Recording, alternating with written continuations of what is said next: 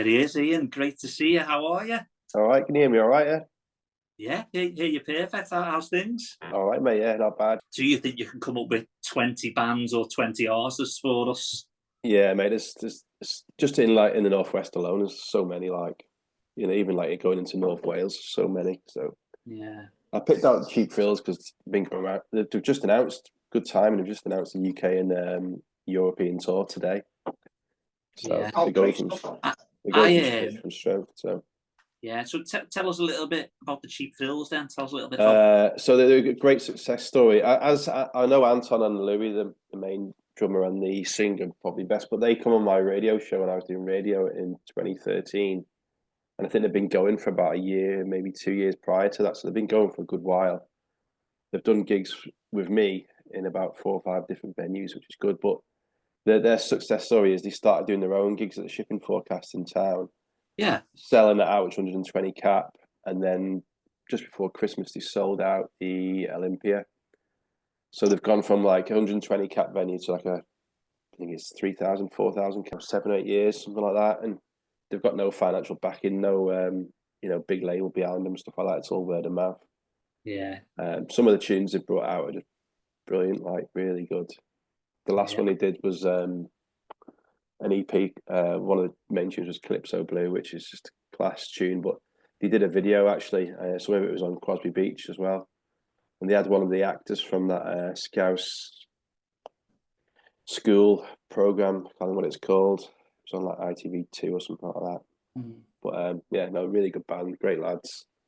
They're going to be supporting Slow Readers Club and a band called Bilk in Europe as well. So plus playing a few of the big festivals. So. Yeah, when we spoke a couple of weeks back, and you threw a few band names at me, and I listened to them first, and I hadn't heard of them before, and I thought they're brilliant. I've had them on tons of times since. Love the music. I think they're ace, aren't they? Yeah. They've got they've got a tune called Same Old Faces. It's about 2017, and I think it's about mates that they've sort of grown out of. Yeah. The line says, "Same old faces, they got nothing to say." It's just the same, people just do the same thing week in, week out, going to the same pub and drinking the same shit lager, and doing all that. So I think it's based on that. But like last week, they hired out a pub in London, took a coach from Liverpool, and just basically put a gig on in London with like a load of Scousers, and then obviously people from London came, and then they come back the same day. So. Yeah, you know what I love as well. I started following them on Instagram maybe even about 3 weeks back, and what I noticed, I think they had about 7,000 followers. And when I looked at them just before we started this at 6:45 tonight, I clicked on. I think they've got about 9,500 now, so you can see they're taking off.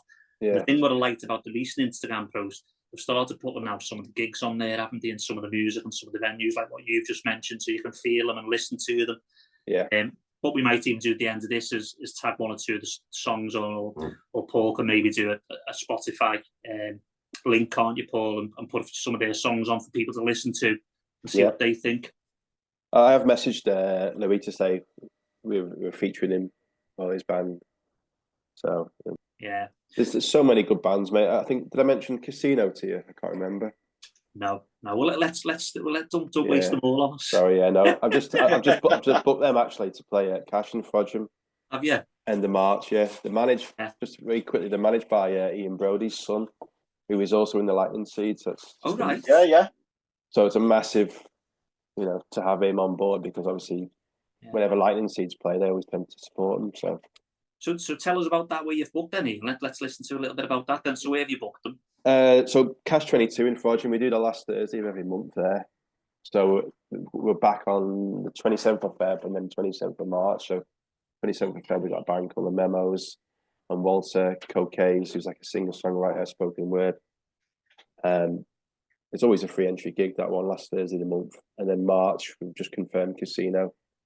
So they supported Zootons and Lightning Seeds, and some are just gone. So yeah, trying to get Fiona Lennon to support as well. She's another Scouse singer-songwriter. She's really good. So yeah, there's so many good bands, mate. So many to go at. Well, we'll share some of these. We'll start off with the one you mentioned, and again the Casino one. We'll put that in there as well. Again, if you share the dates or anything you've got, we'll post it on the site as well, because anything else. But yeah, tell us a little bit about yourself then. So you run Soft Lab Promotions, don't you? Is the name of it? How'd that come about? Yeah, I did. I got approached to manage a band called the Jade Assembly, who just announced this week they're making a comeback, which is good. But yeah, they asked me to manage him, and I was like, I haven't got a clue what I was doing. I was literally just doing a radio show promoting new bands. Yeah. But I did see, excuse me, promoters like ripping bands off where you'd have to sell like 25 tickets before you make a quid and stuff like that. And I just said to myself, I could do that and just not be a twat basically, and give every band a fair deal who's playing. Even if they bring 2 people or 25 people, they'll still get some money for playing. Yeah. So yeah, started out in Widnes, a place called the Snig, which is a bit like the Jockey off Famous. But it's one of the best pubs you can go to. It's got a big beer garden overlooking the River Mersey.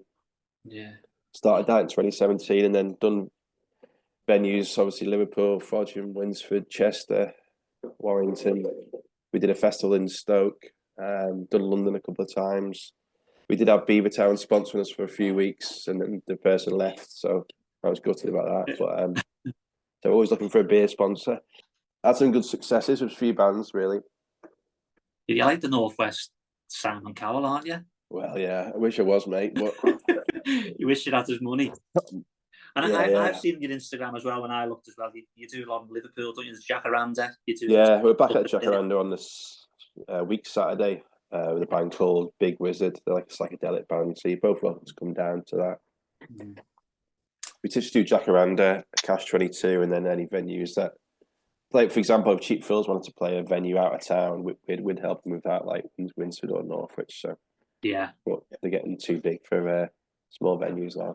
Yeah, it sounds it. It sounds it. And I think that sounds like a real success story. It's good to play your part. I think, as you said, when you first start doing it for the love of the music and helping people, if you then go and see them kick on and develop and go further and further, that's where you get your buzz, isn't it? I suppose. Yeah, a band called Crawlers. They're signed to Polydor. They played some really small venues for us. They played EVGB's, Friars Court, Snig, and Cash 22.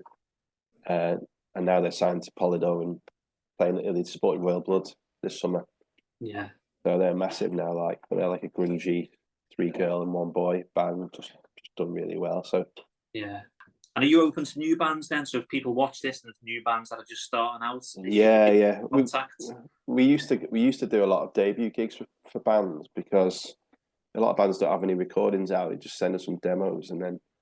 But the good thing is about a debut gig is they're literally going to bring everyone to the gig, so it works out well for both sets. Like so, they bring all the friends, family, neighbours, etc. Speaking about getting some help, Benny, where you mentioned that Radio 1 announced the big weekends. Does that help the local bands? Will they get loads of gigs over that weekend, or? Yeah, it probably will too. Yeah, but it'd be hard for a local band to get on to that festival.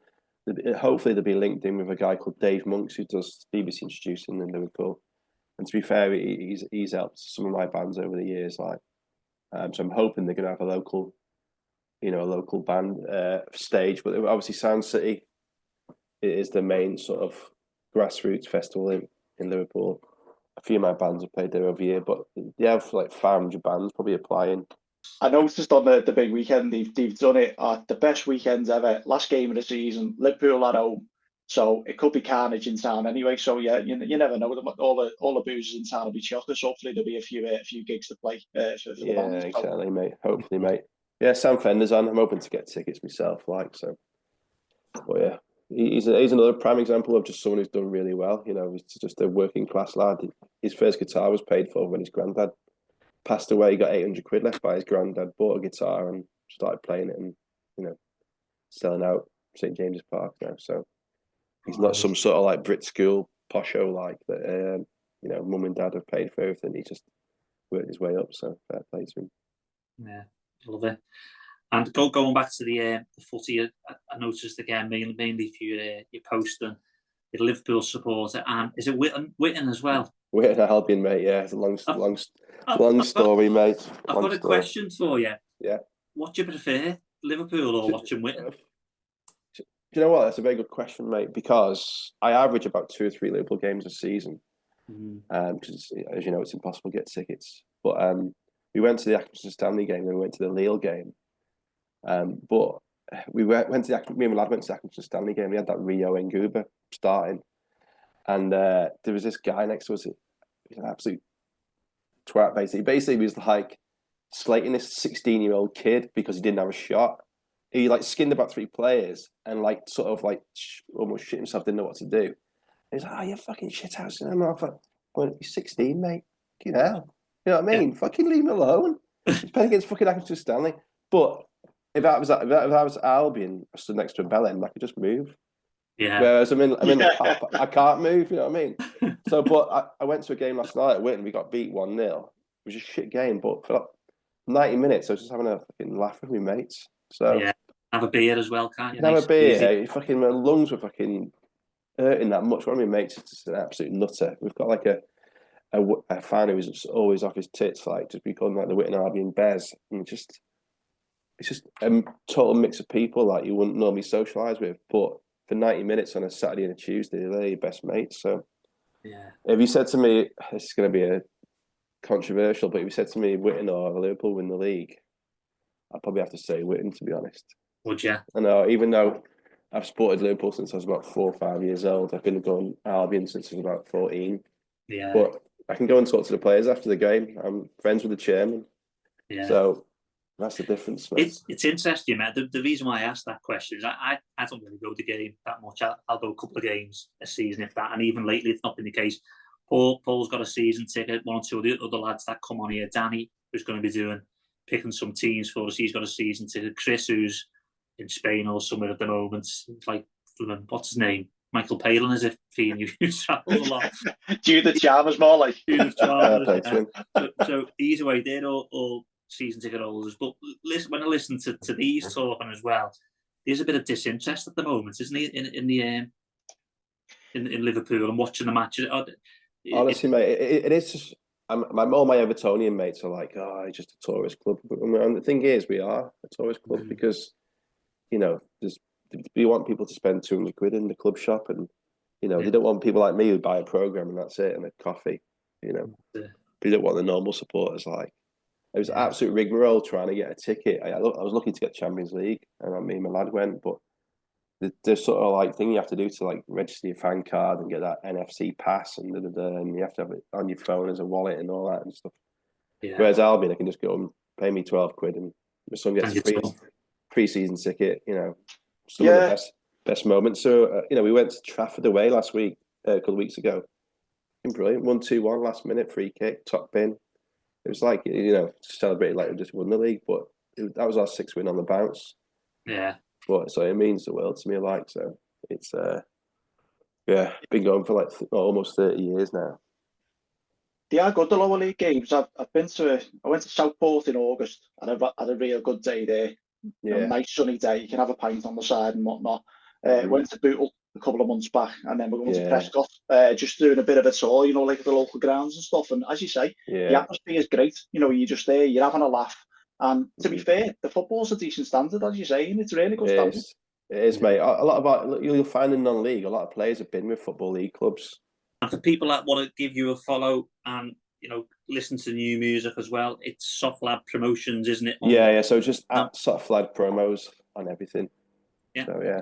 And do you post on there as well gigs that are coming up and stuff? I think you do. Yeah. So just as I say, we're only doing Frodsham and Liverpool at the minute. Just you need bands that are actually going to bring people to a gig. We can put gigs on anywhere, but there's no point in putting it on if no one's going to, want to pay a £5 to watch 2 bands. So yeah, you took one of the questions away from me. The likes of the Jacaranda. How much is the ticket to go and watch your bands? It's like £5 advance, 7 on the door. Like, but Jacaranda, you do get a few tourists coming in because the Beatles played in that basement, like so. Yeah, we're made up that you came on, and I really appreciate it.